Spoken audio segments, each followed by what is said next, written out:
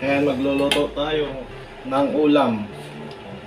I went home just to cook a dish for my son.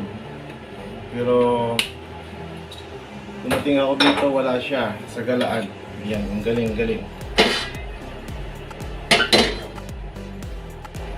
May pritong isda tayo dyan kaninang tanghalian. Gawa natin ang paraan.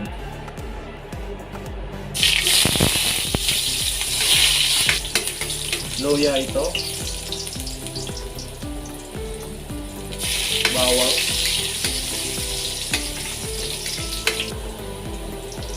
At sibuyas.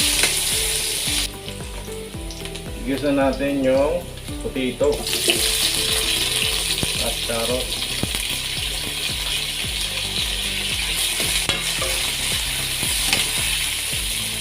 Sama na natin itong garlic mushroom. Lagyan natin ng bilig. Ginisa mix.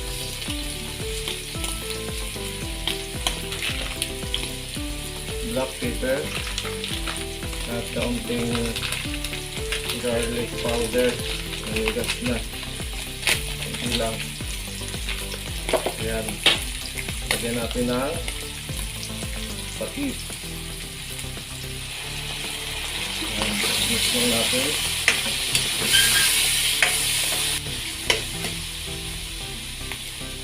Ilagay natin itong grated carrots, grated potato.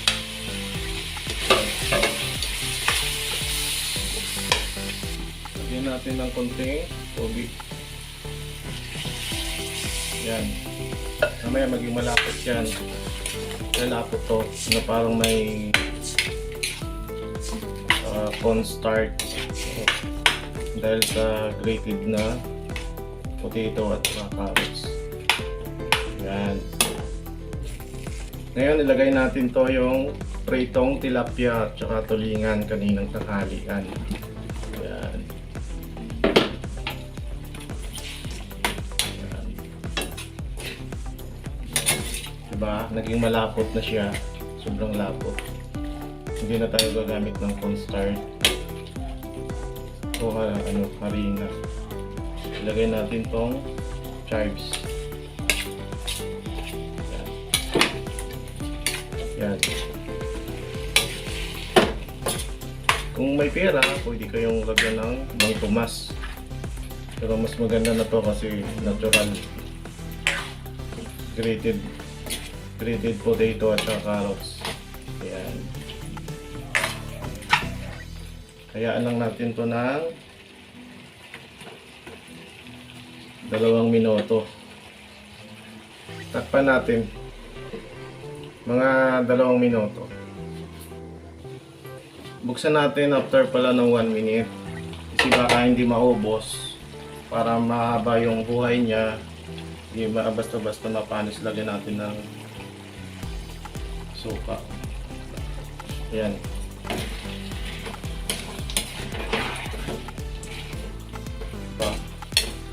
O di ba? Nagawa natin ng paraan yung pritong isda kaninang tanghali.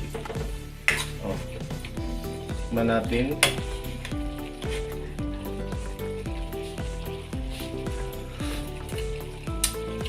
Okay na. Tara, kain tayo. Koreano to eh. Cooking 요리하다. 요리합니다.